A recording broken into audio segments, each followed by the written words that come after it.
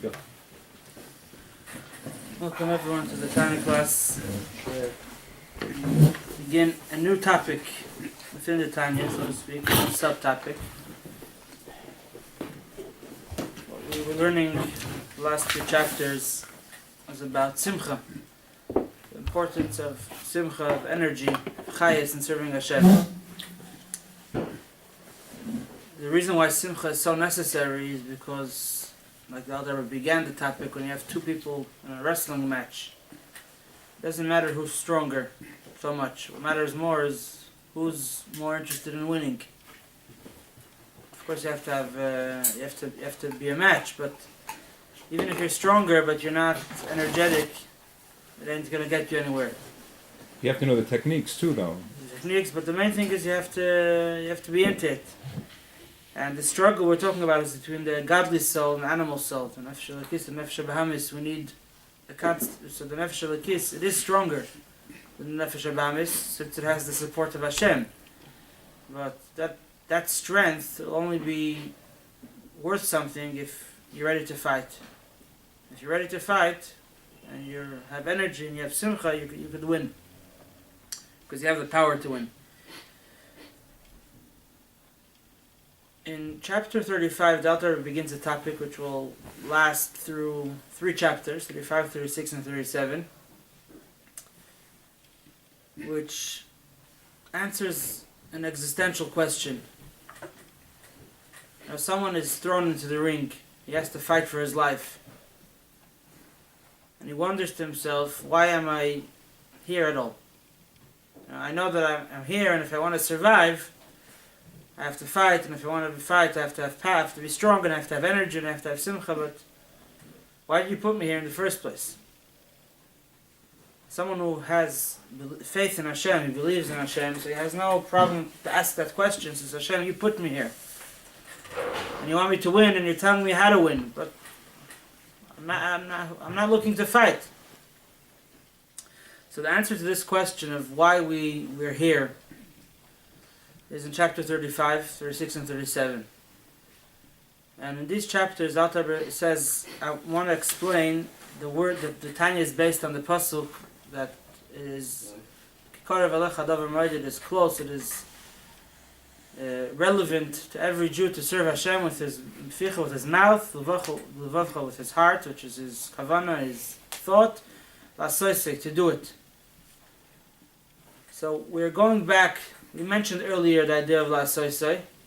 Now we're going back to it, and actually the answer to this existential question of why at all do we exist, and why did Hashem put us in the world to struggle, to fight our whole life, lies in this answer. I want to start with an interesting story. There was once a king who was in a war with an enemy, another king, and he was winning, and the enemy was running away, and they were chasing. They wanted to catch them, and on the fleeing route, they blew up the bridge after they crossed it. The victorious king comes and wants to continue to pursue the enemy, but the bridge is gone. So the soldiers, without thinking twice, they lined up and they jumped into the river, and they piled pile upon pile, and obviously none of them survived. So finally the king was able to cross over his soldiers, cross the river and to victory. You know, sometimes soldiers do heroic things. Sometimes people find out. Sometimes sometimes if they survive, they get what they call it, a medal or something. At least people know about it. Just they feel that they accomplished. These soldiers jumped into the water. They don't know what happened in the end. But all they knew is that they need the king to pass, and none of them fought to be the one that the king will pass on top, will lay his feet. Some of them were 20, 30 feet deep down. But they understood that there is a war to win, and they have the very fact of being part of it is what gave them that courage to do this heroic act, which was they didn't get any any acknowledgement for it. No medals. No medals. They sat. Their body remained underwater. But this story actually contains the topic that Alter Rebbe opens up. This subtopic of the Tanya is, we'll just sum up that we know. Let's go back to the beginning. We know the Tanya discusses three types of people: a tzaddik, and a beinoni, and a rasha. So a rasha is someone who loses the war to the Yetzer Hara. A tzaddik is someone who wins the war. And a beinoni is someone who fights. The fact of the matter is that, like we learned in the first chapter of Tanya, that Hashem saw that tzaddikim are very few. That's why He dispersed them, that every generation should get some tzaddikim. Hashem planted them in every generation so they could inspire the rest of us. Hashem created the world with few tzaddikim, and the rest of us are people that either could choose to be Rishayim, to sin, or they could choose to be Beinonim. No one has the option of choosing to become a tzaddik. You could want, you could hope, you could try, but to actually win the war and get the Yetzer Hara out of yourself, get rid of the Nefesh Habahamis, is something that only Hashem decides. It's called Avodas Matana, to serve Hashem. It's a service which is a gift. This is not in our hands. It's maybe. Sometimes people become tzaddikim. It doesn't usually happen. So what's the point? If this is the way Hashem made the world, that the peak of what a Jew could accomplish is to be a tzaddik, to become someone who not only doesn't do anything wrong, but doesn't want anything wrong. He lives in this world a life of a tzaddik. Then you understand there's a point. There's a challenge over here. It's true, but if there is a feasible chance that you're gonna one day get to that level, so it's worth the fight. But the fact is that there's no promise that you will, and most people have to fight. Even if they are Beinonim, they have to fight their whole life. By Chassidim, they would say someone who's a Beinoni of the Tanya is a big deal. Even those he had very few. No one knows. It's not. It's between the person and Hashem. But you could sometimes see how people behave.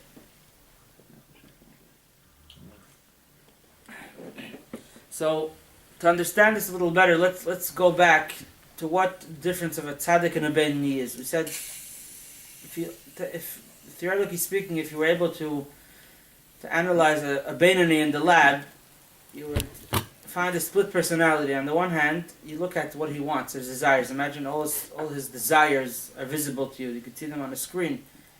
He'll be identical to the rasha. He wants to steal, he wants to kill, he wants to speak Lashon Hara, he wants everything that he shouldn't want. If you look at his track record, or what actually comes into his brain, out of his mouth, through his hands and feet, you'll see tzaddik. That's what the Mishnah tells us. If the whole world tells you you're a tzaddik, be like a rasha in your own eyes. It's not just about being humble. It's about realizing what the world calls a tzaddik, because the world, man sees by the eyes, God sees to the heart, right? So the world tells you you're a tzaddik because you do exactly what a tzaddik does. You speak and do good things, and only good things. So the world, you must be a tzaddik. But man sees the heart, and a person sees his own heart, and a person knows that he's far from a tzaddik. A tzaddik doesn't want these things. He wants them very much, but he knows that it's wrong, and he doesn't do it. He doesn't do whatever he wants. There's once a son of a Rebbe, who later became a Rebbe himself. There's a little child. It's actually interesting we're talking about a child. This chapter in Tanya is based on a teaching of a child, of Yenuka. We'll get back to it soon. So he was walking around with an apple and crying. So the Chassidim asked him, why are you crying? So he said, I want to eat the apple. So he says, so you have the apple in your hand, say a bracha and eat it. He said, but my father taught me that if you want something, you don't do it. That's a beinoni. A beinoni, if you look at what he wants, he's a rasha. You look at what he does, he's a tzaddik. The difference of the beinoni and the tzaddik is not in the deeds, is in the personality. Is in what's going on inside of him. Now, why did Hashem create us? There's two options to answer this question, why did Hashem create man? It says that that you should look at this world, as the Mishnah says, as a corridor which leads to the banquet hall. To come to Gan Eden, you come to Gan Eden, you get rewarded for your deeds in this world. So, one way to see this, to see us and the world compared to the next world, is that Hashem once created us in order to test us and to refine us. And a neshama comes down to the world and it stays at tzaddik. Or in this world, every neshama is really a tzaddik. Tzaddik is someone who wants the right thing, and the neshama is a part of God. So if the neshama could survive this world, so to speak, and come back to the world as clean as it came, leave the world as clean as it came to the world, then you get reward. You put through a test. There's a famous sefer, Mesilas Yesharim, a famous Musar sefer from the Ramchal, a great tzaddik. And he says the person's purpose in the world is to overcome these tests. And he says it's like a maze. People go through these mazes. They have them all over the place. Now they have a new thing. It's called the escape rooms. Escape rooms, they're called. Yeah, people get themselves lost just for the thrill. But in our case, Hashem puts the neshama through a thrill, hoping, and let's call it hoping for now, that the neshama will pass the test and come back clean. But the fact is that we know that there's very few people that come back clean. You know, in business they say if a company is not making profit within the first year, then don't try to fix the business. Just move on to another profession or try something else. So Hashem is doing this for many years. Yeah, He's sending neshamas down. How many neshamas come back to Hashem as clean as they came down? Huh? And he still sticks with the same business. And he's not changing the he's not changing the line. You know, it's not working. There was once my wife's great grandfather, knows Rabbi Chaim Gutnick. He was a rabbi in Australia. He came from a Chabad family. He was a Lubavitcher Chassid himself. His father was, but he learned in Litvish yeshivas before the war. And during the war, they escaped. He ended up in Australia. Lived in Tels. So he had an interesting connection. He was a very, very strong chassid of the Rebbe, and he had also had a good connection with famous Rosh Yeshivas that were not chassidim. And many times he would carry messages back and forth. At one point, he met one of the big Rosh Yeshivas in America, and had a conversation with him. He knew that he's a Lubavitcher, so he passed on a complaint that he had to the Rebbe. He said, two things. First of all, you know, the Rebbe has all different ideas and plans, and you know, he comes out to these mitzvah campaigns.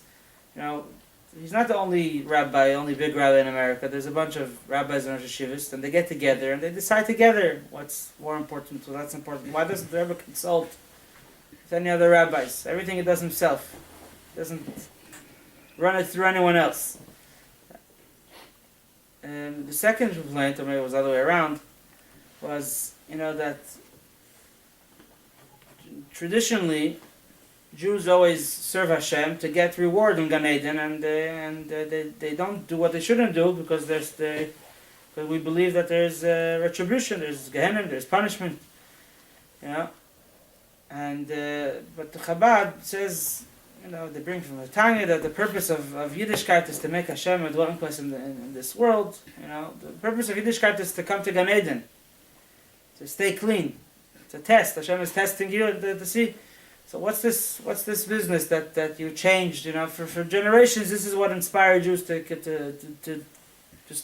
be Jewish. And now it's you know, that's put on the back burner. Of course, we believe in reward and punishment, but that's not what Chassidus focuses on. So he later came to the Rebbe and he told the Rebbe about what this rabbi said. So the Rebbe told him the first complaint answers the second complaint.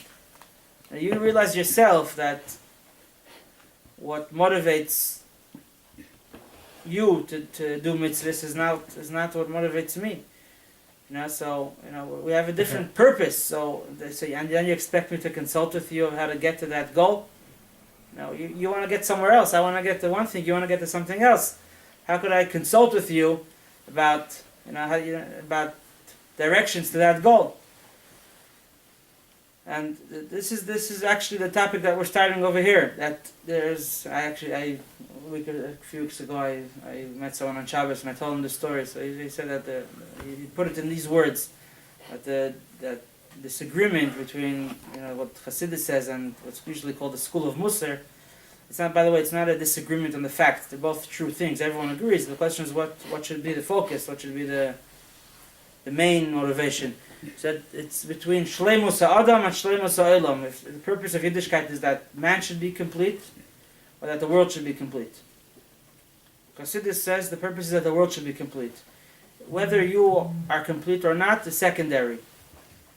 And the Musar approach is that the purpose is that you should be complete. So the world happens to benefit from it. When a Jew does mitzvahs in the world benefits from it. But that's not the point. The point is that you have to realize Hashem wants you to come out clean, stay clean in the world, overcome all the tests, all the challenges, and have a good Gan Eden. A Gan Eden doesn't mean it's a great thing to strive for. If only we really felt inspired by Gan Eden. Gan Eden is it's a spiritual reward. But what's the focus? Is the focus me, or the focus is the world that Hashem sent me to accomplish a mission? And the answer lies in the word la'asosei.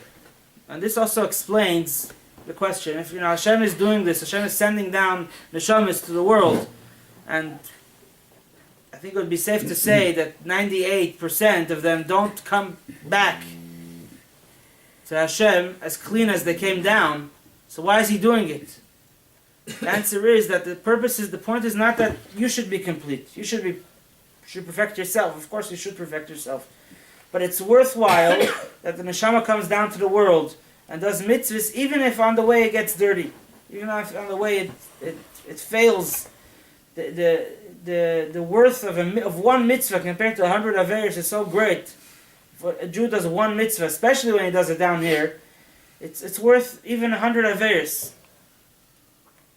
The neshama is up there. It could do beficha, could do bilvavcha. So the neshama could speak. The neshama could think, it could meditate, it could understand and contemplate the greatness of Hashem. That's what you do in Gan Eden. It says that the souls in heaven, they enjoy the glory of the Shekhinah, which means they're souls, they're spiritual beings, and they speak in their way. The angels, they say Shira, they speak and they meditate and they just feel close to Hashem. Which, we wish we could feel that closeness to Hashem. One thing that you can't do in Gan Eden, that's the idea of Kaddish, of when we do mitzvahs in memory of people that are deceased, is deeds. Deeds you can only do with your body. Only your body could do. The 613 mitzvahs, it says that the angels, when Hashem wanted to give the Torah to the Jewish people, the angels, they told Hashem, hey, this treasure of yours you're giving to these lowly people. So Moshe Rabbeinu was there, and Hashem told Moshe Rabbeinu, I want you to answer them. So Moshe Rabbeinu answered, it says, I am God who took you out of Egypt. Could any of the angels over here tell me that he was in Egypt? It says, honor your father and mother. Do any of you have parents? It says, don't kill, don't steal, don't commit adultery. Do any of you deal with such things? The Torah was designed primarily for action, for deed. Even in the souls in Gan Eden, it says you only get to study and meditate on what you study in this world. The purpose is not the upper worlds. Gan Eden is not the end goal. The end goal is this world. Hashem wants. We're going to learn about it more later on in chapter 36 and 37 to make a dir batachtonim, a dwelling place in this world. But the fact is, before we get into that deed is what our world is known for. Olam HaMaaseh. Here's the place of doing. Says the Mishnah says, it seems two Mishnahs. Rabbi Yaakov is I think in the second chapter of Pirkei Avos, which seem to contradict. It says one moment of pleasure in Olam Haba is better off than the whole person's whole life in Olam Hazeh. 1 minute of pleasure of the neshama and the world to come is better off than living a whole life in this world. And it says one moment of tshuva, ma'asim tovim, tshuva and good deeds in this world are worth more than the whole life of Olam Haba. So if you're looking at the experience of Judaism, feeling, the inspiration, Gan Eden wins. Olam Haba wins 100%. You don't feel as close as you feel to Hashem in this world as in your whole life. As hard as you work, the greatest tzaddik will never feel as close to Hashem as he would feel for 1 minute in Gan Eden. But if we're looking at where we could accomplish more, where's the substance of Judaism? Substance is in the world of action, the world of deed. And this explains to us, this is already the point, and we're going to elaborate more on this topic in the coming 3 chapters, of why, of where do the Benoni and the Tzaddik, where do they match? They don't match in the experience. The Tzaddik has a whole different experience of Judaism. He feels Judaism and feels Hashem in a way that the Benoni will never feel, may never feel. But if you look at what he does, the Tzaddik and the Benoni is a Rasha who just stops doing what he wants and starts doing what he needs to do. It's not easy, but it's not it's something major. You don't have to be. You don't need special inspiration. You need it's all in your hands to become a Benoni. And even if you don't become a Benoni, the times in your day that there's certain areas that you do win your Yitzhara, you're doing mitzvahs. You're doing action, and the action of a tzaddik, the action of a Benoni is the same action. Your effect on the world is the same effect. The effect on yourself is a whole different story. So the difference is Yiddishkeit a career that some people, they work very hard and they want to promote themselves in the company till they become the CEO.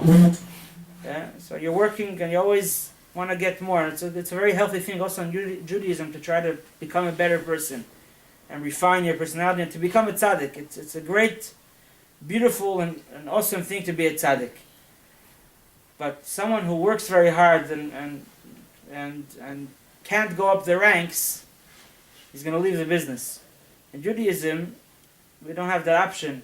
It's not like if you don't, you can't become a career Jew, then you're not going to be a Jew. Because the purpose of Judaism is not the main goal. The main purpose is not your level, but what you accomplish. So the king crossed the river and he won the war. And there was the soldiers that were able to take part in the final step of the war, and they got the medals. But there's the soldiers that helped the king get there, and they didn't have any part of the experience. But at the end of the day, they were the ones that the king stepped over on his way to the victory. And if we see Yiddishkeit as something is it for me or is it for Hashem?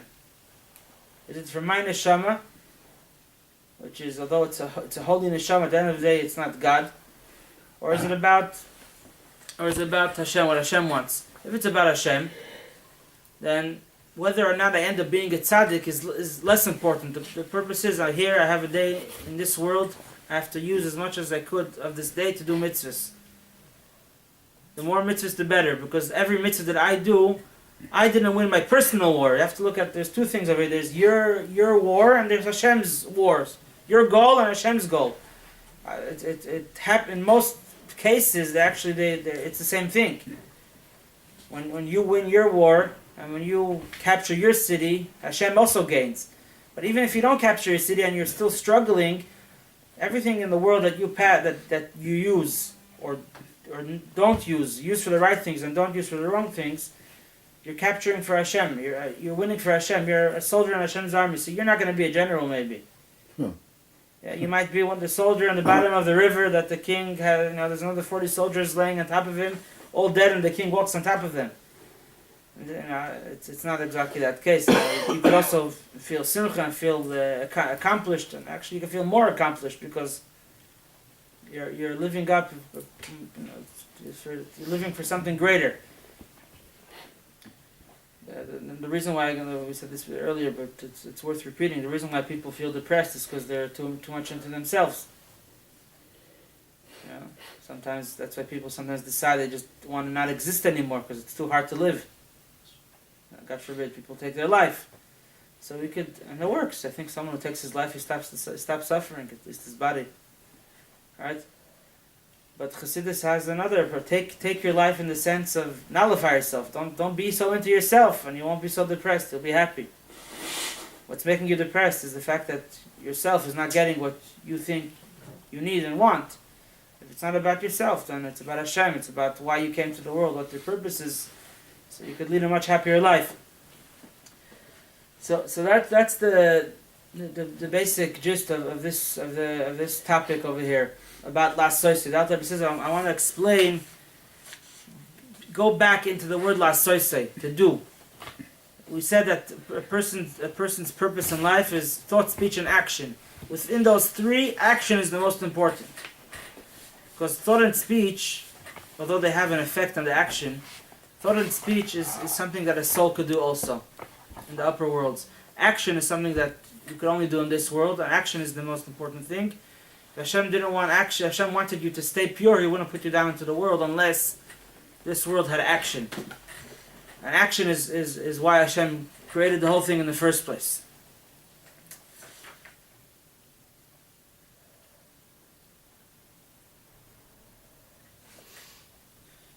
And this is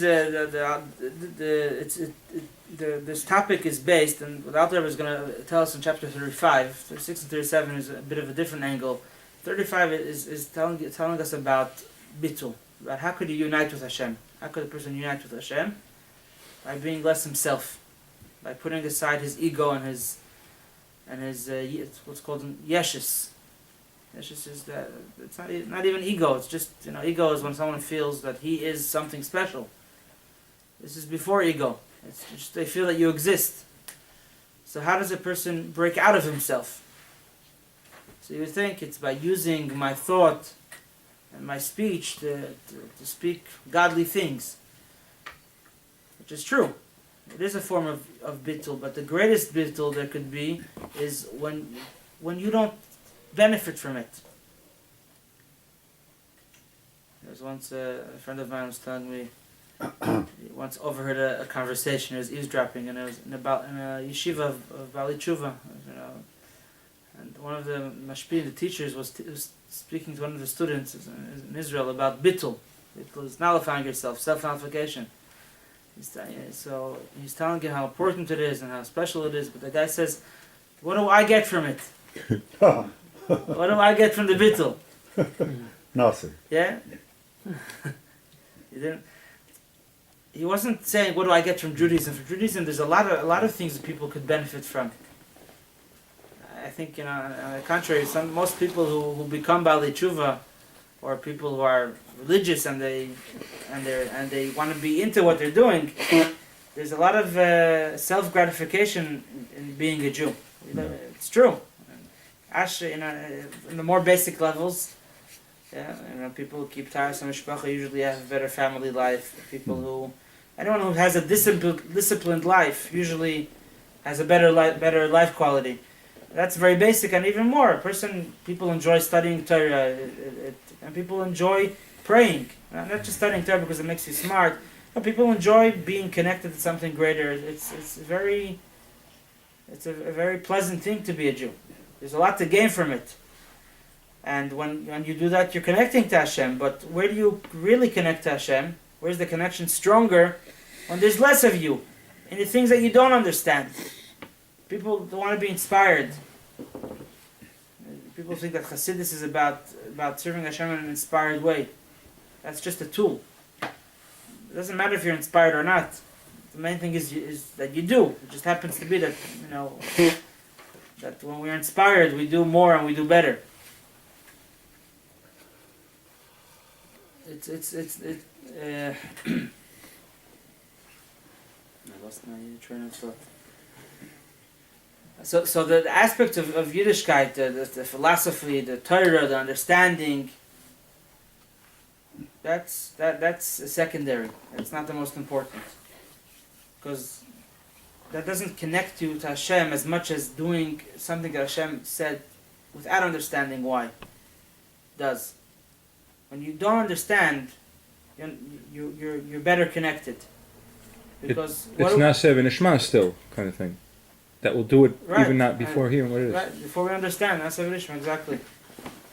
and it's even more. It's Nasa V'nishma says I'll do and then I'll understand. You're accepting that there is something behind it, and I don't understand it yet, and I wish to understand it, and I do even even though I don't understand yet, I will understand in the future. We're talking about more. You don't need to understand it at all. On the contrary, the moment you start understanding why, then the main purpose of the mitzvah, which is to become batel, to become nullified, you're losing because no, I'm doing it because I want to. I understand. If someone eats kosher because it's healthier, so let's say first he ate kosher, and then he found out that Hashem wants you to eat kosher because it's healthier. Huh? So when was he doing the mitzvah better? Before he knew it was healthier. Right? Because he was doing it l'shem shamayim. Exactly. He was putting himself. He said, "I don't know why. I love a cheeseburger. I love pork. It's delicious. I want to eat it. But Hashem said don't." If you tell him, "Listen, Hashem says you shouldn't eat it because if you eat it, you'll be unhealthy, and Hashem wants you to be healthy." Yeah. So you're doing it for yourself. You're not doing it for Hashem. So if you do a mitzvah and you say it's because it's a neshama experience, so where does that fall? You're doing a mitzvah because you say to yourself it's a neshama experience. A neshama appreciates it. You want the neshama to have an experience as opposed to you do other things and that's secondary or not so important. You want to have your neshama. You want to be aware that the neshama is doing things and you're connecting somehow. So you want to do more and more things that your neshama is doing. Yeah, have an experience for the neshama. A mitzvah because the neshama experiences it. Even if you're not understanding why the mitzvah is so and so, but you want a neshama experience. You're saying I don't understand why why it's good. Partially. But I know that it's good for my neshama. I want my neshama to feel. Something like that. It's in the middle. That's in the middle, yeah. I would say that it's in between, because in a certain sense you don't understand why, but you believe that there's benefit over here. You understand partially, if you don't understand at all, but you want to connect. So you say, I want to do because I want an neshama experience on any spiritual level. Because you're looking for an experience. You don't really feel your neshama wants anything. You don't feel that the neshama wants, but you think and you let's say. If someone is on that level that he cares about his neshama so much, he's doing good. By the way, let's not make the mistake that you shouldn't try to find reason and understanding in mitzvahs, because it's a bit of a catch-22. If someone will not feel pleasure and will not feel meaning in the mitzvahs, then he might end up doing less. Sure. Huh? You can try. Yeah. You have to. The reasons, the taimei mitzvahs, the reasons of the mitzvahs. Help us. Not always. Let's say it's not only there's very basic reasons. There are deeper reasons. There's let's say bris milah. It's also healthy to have a bris, but there's other reasons for the mitzvah. It says that it's a sign that we all belong to one nation. A sign on our body. It's like a symbol. Yeah, there's all different reasons. It says that the bris milah helps a person be less. It takes away some of his pleasure in matters that are connected to that part of the body, which ultimately makes a person more refined. There's all different reasons, and the more you understand about the mitzvah, you don't just do it because you got to do it. You do the mitzvahs with more chayes, and you understand and you realize that there is more to the mitzvahs than we know. At the same time, we have to also balance out and realize that the point of the mitzvah is to connect. And the more I understand it, the less I'm really connecting to the Ein Sof, to the godliness of the mitzvah. You have to walk the tightrope, balance that out. That the mitzvah should be done with energy and with chayes and with conviction at the same time. That it shouldn't be about yourself, even about your better self, your neshama.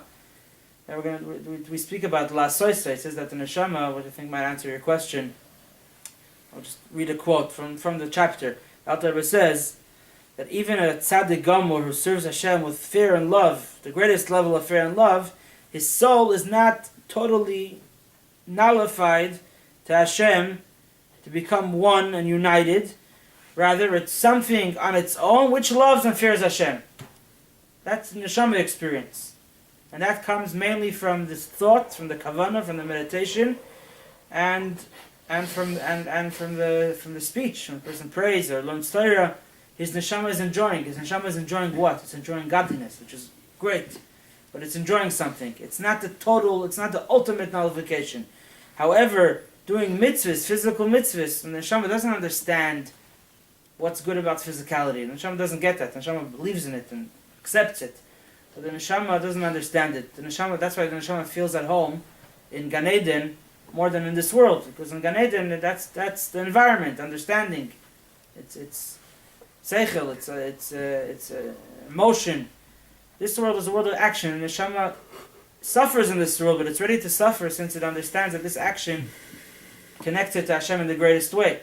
So the connection, so really the neshama doesn't really experience so much the deeds of the mitzvahs. That's the truth. I think. So is there a difference between la'asok and la'asot?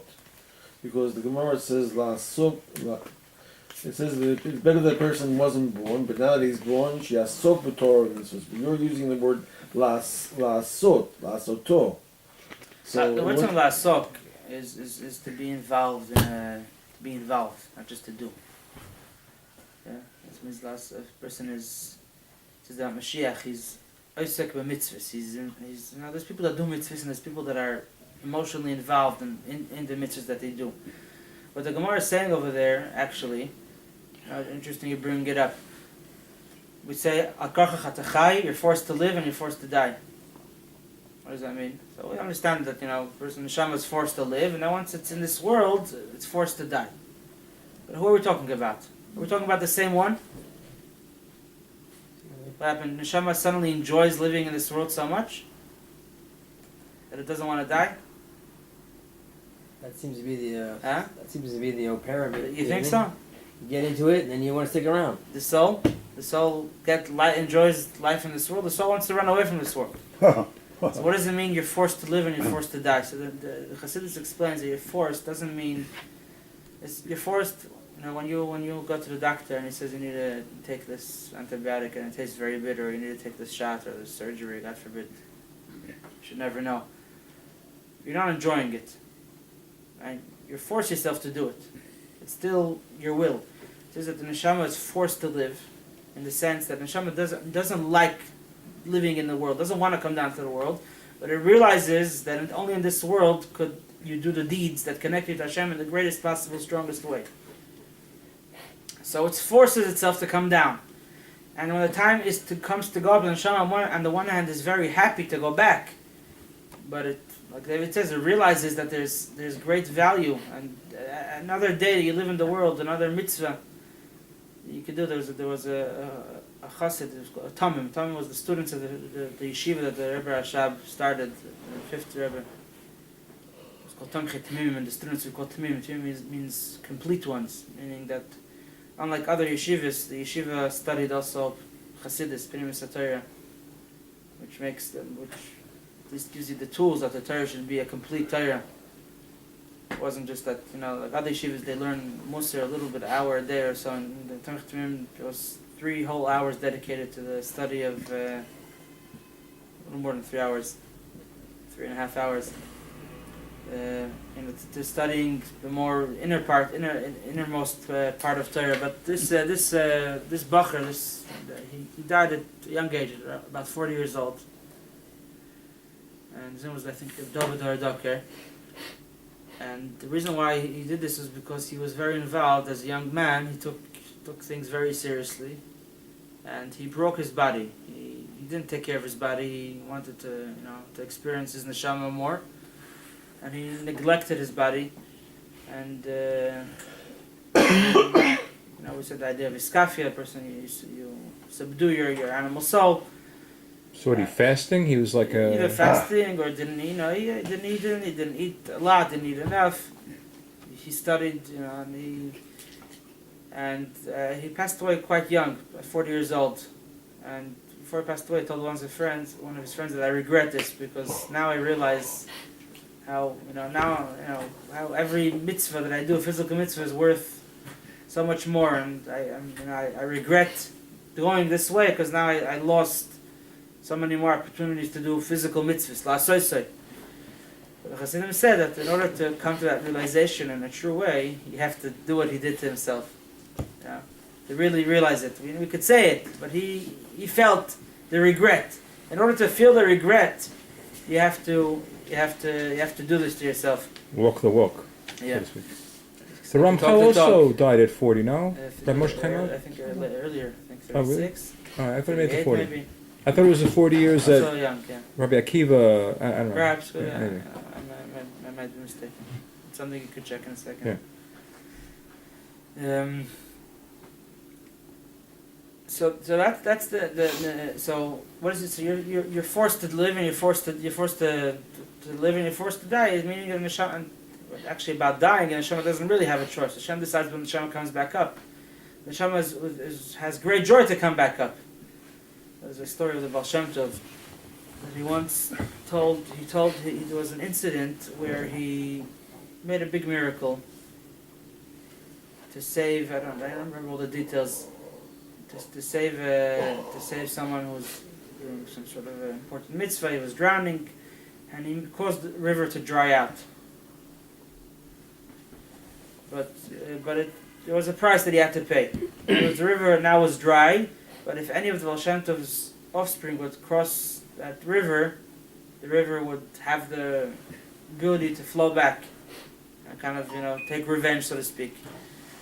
And the Baal Shem Tov warned his offspring never to cross this river. One of his grandchildren crossed the river at one point, and the river started to flow, and he was drowning. And he called out to his grandfather, and the Baal Shem Tov came down and saved him somehow, whatever way it was. And the Baal Shem Tov told him later on that if I knew how hard it would be for me to come, how painful it would be to come down to the world, I wouldn't come to save you. You're lucky that I didn't know what it entailed. That's why I came. If I knew how hard it would be, I would let you drown. I mean, the neshama coming down to the world is a big deal. It's a very, very tough experience. Where's this story written? It's the story of the Baal Shem Tov. I'm saying it very short, and I'm missing a lot of details, but that's the gist. If one could look it up. So only the action, since the action is something that the neshama does not understand, does not appreciate. The neshama appreciates wisdom. Neshama appreciates emotion, excitement. Doesn't understand and appreciate deed. And so when the neshama goes and does the deed, that's when it really connects to the infinity of Hashem. Hashem is mostly found where he's not understood. The Kotzker Rebbe would say, I don't want a God, I don't want to be a servant of a God that I can understand everything he does. Because otherwise what makes him a God? If everything that he does I agree with and it makes sense to me, I could be a God myself. Let's do just one sample in comparison. Just the temperature in the center of the Earth, 6,000 Celsius. 6,000 degrees Celsius. Right. It stays the same like in the surface of the sun. How it could be, but this is reality. I cannot understand it, but this is the reality. Using in the core. The temperature here on the center of the Earth the same like a surface from 150 million kilometers on the surface of the sun. And it's absolutely impossible to understand this. It's a fact, it's a reality. One of the many things we don't understand about It's this world. simple. Yeah. Hashem made it. So you're saying that the neshama needs an experience, to have a Torah experience. The neshama has a Torah experience, the neshama has a prayer experience. Mitzvahs is not an experience for the neshama. But in this world, the neshama needs to have an experience to keep it connected. Of course, it's very important. Chassidus does say it's important that we should serve Hashem with chayes, with simcha, with understanding. But we have, and that's what we do with the Chabad, so to speak, of the soul, the emotions. And we're going to learn Tanya, and after he teaches these 3 chapters, he gives a whole explanation of the emotional, the experience part of Yiddishkeit. But now we're talking to the person who may never feel the experience, at least in the way that a tzaddik would. He'll feel it, but not the same way. And he said, if I'm not feeling the experience, what am I doing over here? What's the point? The answer is that the point is not the experience. The experience is a very important part, but the experience is secondary. The experience you can have in Gan Eden. An experience doesn't make you one with Hashem. Experience makes you close to Hashem. What makes you one with Hashem is when there's no experience, when there's no excitement, there's no understanding, when there's just doing. The world of action. So, and this is based, so the Alter Rebbe says, he quotes a piece of the Zohar, and we'll learn the quote, and we'll get into it next week, God willing, will be the second part of 37. The Alter Rebbe says, how am I going to comfort the Beinoni who's struggling his whole life, and he's never going to win, he may never win. I have to comfort him. Well, what's the point of what he's doing in the world? So for that I'm going to quote a teaching of the Yenuka. Whoever learns a little bit of Zohar will read the Zohar has about 8 or 9 sages. Rabbi Shimon ben Yochai, his son Rabbi Eliezer, there was Rav Yehuda, there was Rav Amnuna, Rav Chia. We know that the Zohar was taught a very select, small group of people. One of the people that his teachings are brought in the Zohar is someone called the Yenuka. Yenuka means a child in Aramaic. And this Yenuka was the son of one of the sages of the Zohar, of Amnuna Sava. He was a wonder child, a special child. And the Yenuka taught the following halacha. He says a person should not walk with his head uncovered 4 amis. Why is it so? 4 amis is 4 cubits. Why is that so? The reason is because the Shekhinah rests upon his head, and the person must know that light of the Shekhinah which rests upon his head needs oil. Since the body of a person is the wick, and the light, the flame is the neshama, and Shlomo HaMelech says, may oil not be lacking from your head. Your head is the top of your body, the wick, where the flame, so to speak, the flame holds onto the top of the wick. So that's your head, and you need good deeds in order to keep the neshama connected to the body. So, and we're going to get back into this Zohar, and we're going to study it in the next week or two. But just one last point. The Rebbe always, when he learns Tanya, the Rebbe is, every word, every letter is precise. The Alter Rebbe quotes the Zohar many times. He doesn't mention where, he doesn't mention who always. When he does mention who said, then there's a reason. Here he says it was the Yenuka, the child, but he doesn't mention that the Yenuka was the son of a great sage. The Rebbe explains like this, that the Alter Rebbe is teaching us over here, that what I'm about to teach you is something which is a Yenuka, even a child could understand it. It's because I'm not talking to you about something you need to be a sage. The thought that the Yenuka is teaching us about the importance of the deed, children also could do deeds. When it comes to the deeds, children are not chayiv and mitzvahs, but children don't understand. Deeds are the same when adults are as children. And this is a concept which is a Yenuka, even a child can understand it, because it's not about what you understand and what you experience, about what you do. What you actually bring to the table at the end of the day, where here there's no difference of a child, a Yenuka, or a sage, or a Amnuna Sava. So it's even something that a child can understand. And a child understands, if Hashem says to do something, just do it. And we'll learn why. I'm not going to really explain why it's an action, but why only action could connect you to Hashem in such a way.